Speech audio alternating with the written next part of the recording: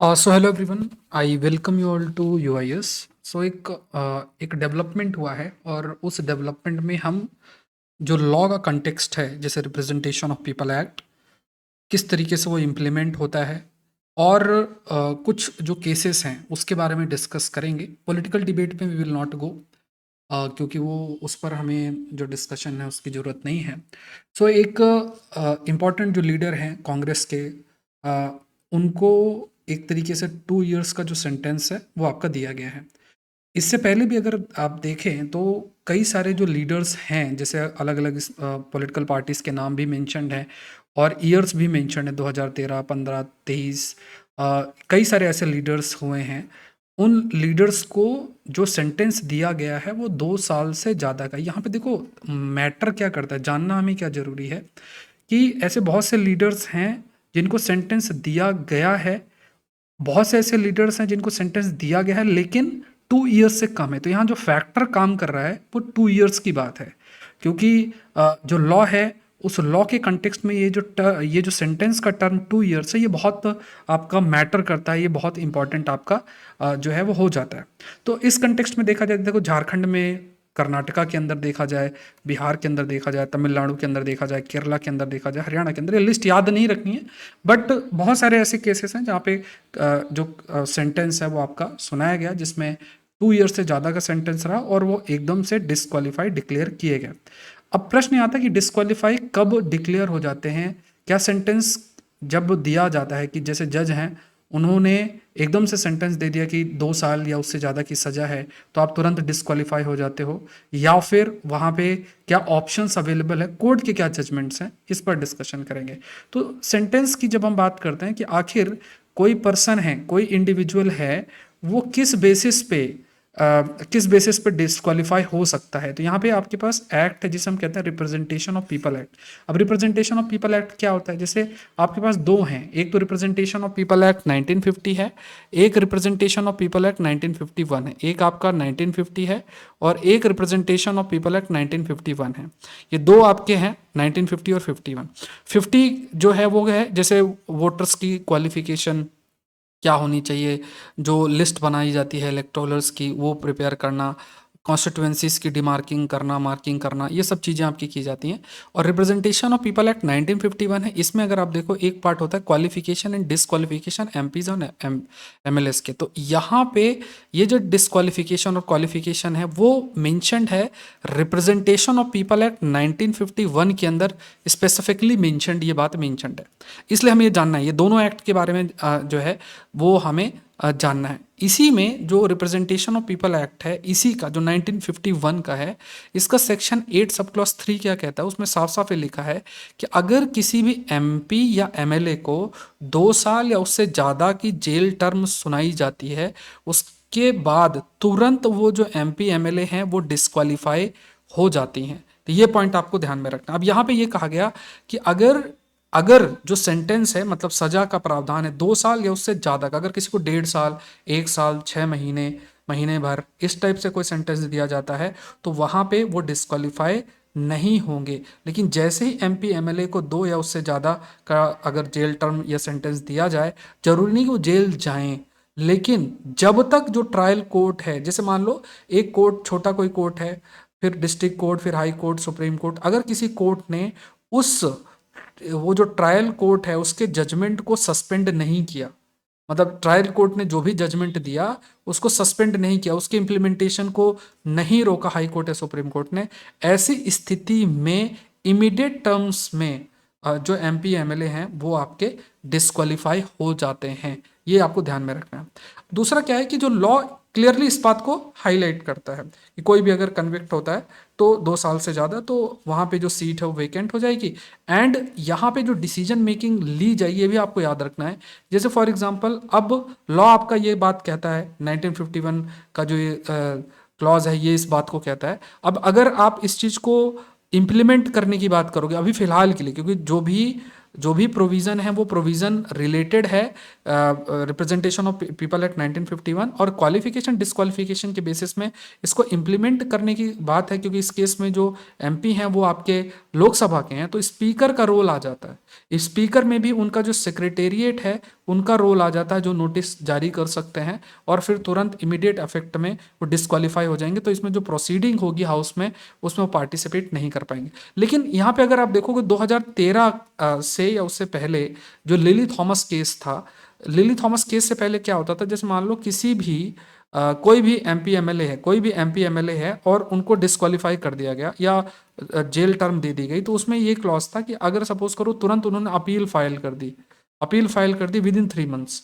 अगर appeal file की तो डिस्क्वालीफाई नहीं होंगे। तो इस लूपहोल का बहुत अधिक गलत इस्तेमाल हो रहा था। तो ऑनरेबल कोर्ट ने लिली थॉमस जो केस था, यूनियन ऑफ इंडिया केस 2013 में, तो यहाँ पे सुप्रीम कोर्ट ने ये रूल किया, कोई भी एमपी, कोई भी एमएलए, कोई भी एमएलसी, अगर उन्हें क्राइम जो है कन्विक्ट किया जाता है, 2 साल या उससे ज़्यादा की सजा अगर आपके मिल जाती है, तो इमीडिएट अफेक्ट से, ये आप याद रखो कि इमीडिएट अफेक्ट से उन्हें डिस्क्वालीफाई कर दिया जाएगा, भले वो अपील फाइल कर दिया। तो पहले ये जो क्लॉज था कि अपील फाइल कर देंगे तो फिर जो है वो डिस्क्वालीफाई नहीं होगी, इस चीज़ को हटाया गया लिली थॉमस केस के अंदर। तो अगर आप अपील सिर्फ फाइल करते हैं, अब यहाँ पे इस चीज़ को समझना कि यहाँ पे अगर जैसे प्रेजेंट एमपी हैं, वो प्रेजेंट एमपी जिनको 2 साल की सजा आपकी दी गई है, तो अगर वो एकदम से अपील फाइल कर दे, अपील फाइल करते ही तो कोर्ट का जजमेंट नहीं आ जाएगा कि हाँ ठीक है ये गलत है, उस प्रोसीडिंग में समय लगेगा, समय काफ़ी लग सकता है, 5-6 मंथ्स भी लग सकता है। एक केस भी हम डिस्कस करेंगे।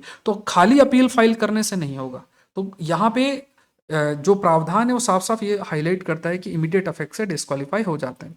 अब यहाँ पे ये जो पहले का प्रावधान था जिसके तहत कि अगर जो एमपी एमएलए हैं वो कितने समय में अगर अपील फाइल करें, जैसे 3 महीने के अंदर अगर अपील फाइल कर दे तो वो डिस्क्वालीफाई नहीं होंगे, ये चीज प्रोवाइड की गई थी section 8 sub clause 4 representation of People Act 1951 का लॉ के अंदर। ये चीज आपकी हाईलाइट की गई थी, लेकिन इस चीज को अनकॉन्स्टिट्यूशनल कहा गया और इस सेक्शन को स्क्रैप कर दिया गया, मतलब इस सेक्शन को हटा दिया गया। आप ये जो सेक्शन है ये आपका लागू नहीं होता, और यही एक कारण है कि अपील करने के बावजूद भी आप डिस्क्वालीफाई बने रहोगे। लेकिन एक इंटरेस्टिंग केस, जैसे लक्षद्वीप के एमपी थे मोहम्मद फैजल, यहाँ पे अगर देखा जाए तो इवन इनके केस में क्या हुआ था कि लोकसभा सेक्रेटेरिएट है उसमें भी नोटिफाई कर दिया गया था कि वो एक प्रकार से डिस्क्वालीफाई हैं, अटेम्प्ट टू मर्डर कुछ केस जो चल रहा था, और इवन जो बाई इलेक्शन है वो भी अनाउंस कर दिया गया था इलेक्शन कमीशन के द्वारा।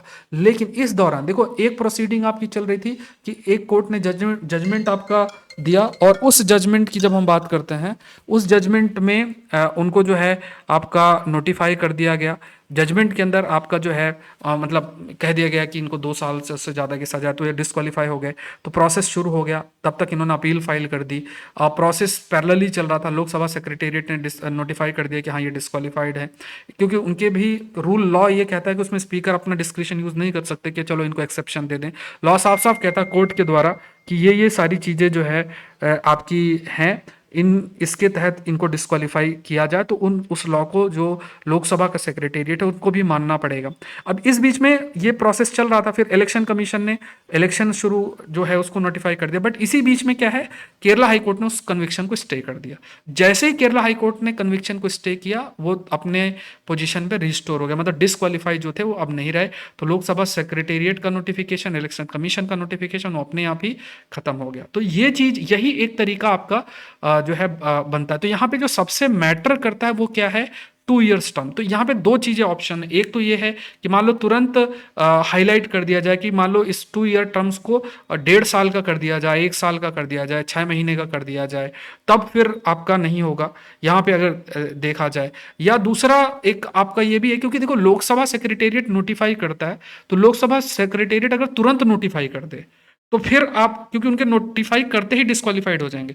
अगर उसमें डिले होता है, और इस बीच में जो दूसरी कोर्ट है उसने आपका हाईलाइट कर दिया, मतलब जो दूसरी कोर्ट है जैसे मान लो सेशन कोर्ट या कोई भी दूसरी कोर्ट है, तो वो कोर्ट आपके उस चीज को जो मतलब 2 ईयर्स टर्म को रिड्यूस कर दे, तो वैसी स्थिति में तुरंत आप कह सकते हो कि जो है ऐसी स्थिति में तुरंत जो डिस्क्वालिफिकेशन वाला क्लॉज है वो आपका हट जाएगा, वो डिस्क्वालीफाई आपके नहीं रहेंगे। इवन 2018 में अगर देखा जाए, एनजीओ एक लोक प्रहरी थे, उनके जो सेक्रेटरी थे उन्होंने भी सुप्रीम कोर्ट को अप्रोच किया और कहा कि एमपी एमएलए बहुत ज़्यादा जो 2003 का सुप्रीम कोर्ट का जजमेंट है उसको काफ़ी ज़्यादा सही से इस्तेमाल आपका नहीं कर रहे हैं, और जो आप कह सकते हो कि कई सारे जो मेंबरशिप है लॉ में, कई सारे जो मेंबर्स है वो आपके अंडर सेक्शन 83 के अंदर डिस्क्वालीफाई हो रहे थे, and they could not be revived with retrospective effect by the appellate court by staying the conviction. मतलब इसमें ये कहा गया कि मान लो आज के समय में, मान लो आज आपकी कोई एक तारीख है,